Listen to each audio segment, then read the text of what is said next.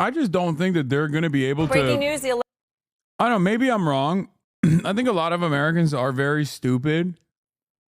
And they do get their notes, especially older people get their notes from television. And if television consistently keeps saying over and over again, like, this is really fucked up, don't do it, don't say anything, how dare you? You know, if they keep doing that over and over again, maybe some of your parents and your grandparents and shit will have a different opinion overall. But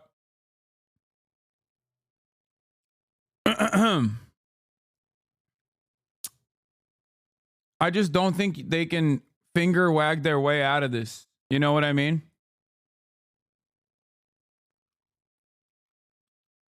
I don't think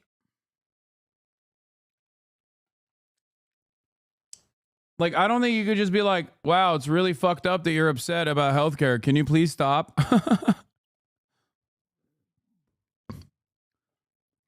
Come on, just instead. That was much easier to ignore.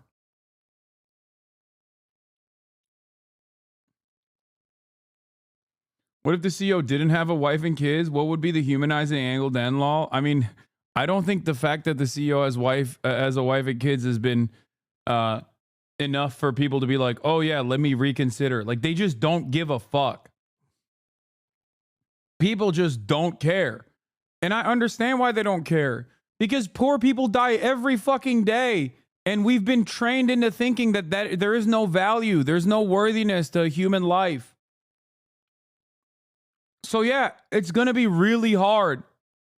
It's going to be really hard for people to turn around and be like, okay, well, you know, mass shootings are happening daily. School shootings are happening daily, weekly, whatever, right? And there's no solutions to that. But when some CEO dies, like, I'm supposed to fucking feel bad? Like, what do you mean? Alleged CEO killer Luigi Mangione denied bail, as many people are sympathizing with him online tonight. The book Delay, Deny, Defend, which is about the health insurance industry's tactics, jumping to number 2 on Amazon's nonfiction bestsellers list. Number 2. Safe to say that book would never have been anywhere near number 2 if it were not for Luigi Mangione. Those 3 words, delay, deny, defend, were almost identical to the ones found on shell casings near the crime scene.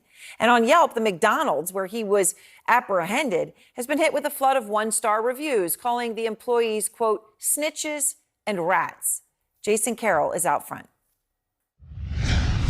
This Ivy League hottie named Luigi is the Robin Hood that we never knew that we needed. I listened to Luigi's manifesto this morning 3 times and I cried. Honestly, it's beautiful and I agree with him. At least he left a very powerful message and he highlighted how terrible the healthcare system is in America. I think he'll go down as a hero in history. He had been a named suspect for less than 48 hours, and yet, within a fraction of that time, many in the world of social media had already made up their minds about Luigi Mangione. I'm just eating it up because this is like regular everyday person becoming our hero, our vigilante. Also, like, you think these people are card-carrying communists? The people making these fucking TikToks and shit? Like, you think these are people who are like the proletariat must rise up and seize the means of production type people? No. Not even a little bit. No, they're just regular ass people who are like, yeah, I totally get why he was fucking pissed off. Have you ever had your fucking insurance claims denied?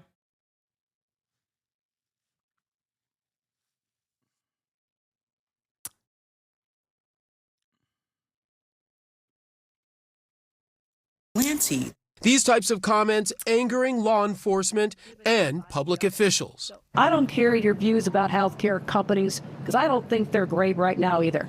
But you do not celebrate the assassination of another human being who was just doing his job. But interest in Mangione just continues to grow. On X, before his arrest announcement, he had just 64 followers. Now, more than 320,000 and counting.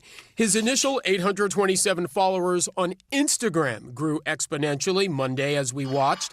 By 3 o'clock, more than 32,000. An hour later, 53,000. By 5 o'clock Monday, more than 71,000 followers before that account was suspended. Many of the comments calling for his freedom and calling him a hero. Hear me on this.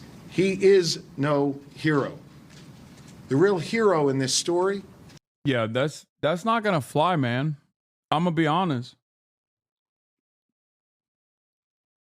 Like, that's just not.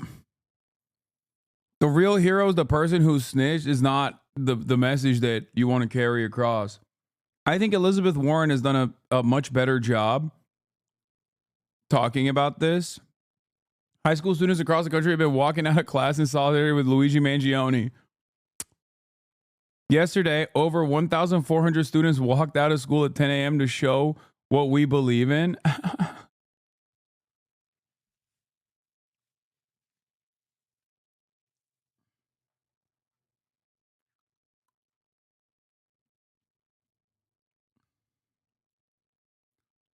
Where's the other? There was another thing that I wanted to cover here. Hold on.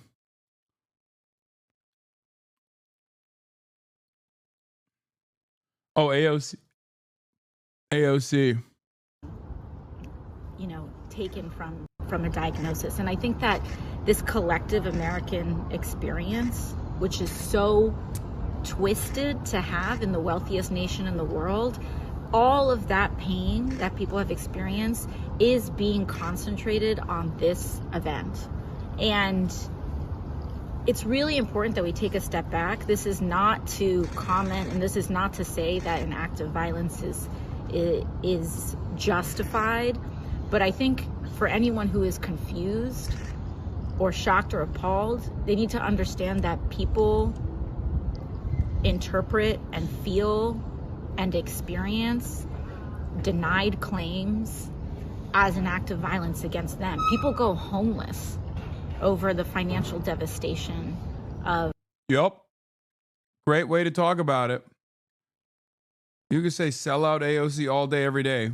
I don't give a fuck. These are the moments where she shines. No, that's a fucking fantastic take. Dude, you're never going to hear a Democratic elected turn around and be like, yo, that guy was fucking based. Your dumbass will say it. And that's one thing. But obviously, a person in a position of power like this is not going to fucking say that. But the very fact that both AOC and Elizabeth Warren, who I have been critical of on different occasions, were very quick to say, we need to seize on this opportunity to talk about like why people feel this level of resentment. That's it. That's what you got to get out of this. You're stupid for thinking that it's going to be anything more than that.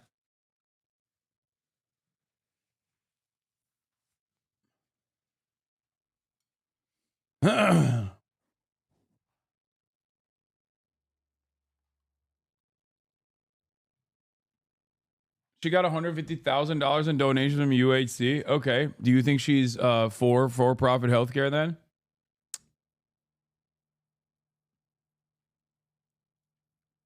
It seems like those donos didn't work, considering her rhetoric here. Here's what Elizabeth Warren had to say as well. We're gonna talk about this after I'm done. Of a diagnosis that doesn't get addressed, or the amount that they're going to have to cover with a surprise bill and things like that. And when we kind of talk about how systems are violent in this country, in this passive way, our privatized healthcare system is like that for a huge amount of Americans. I mean, I did not have health insurance until I got elected to Congress. I was running. When I first ran for Congress, I had to sit in a free clinic while waiting.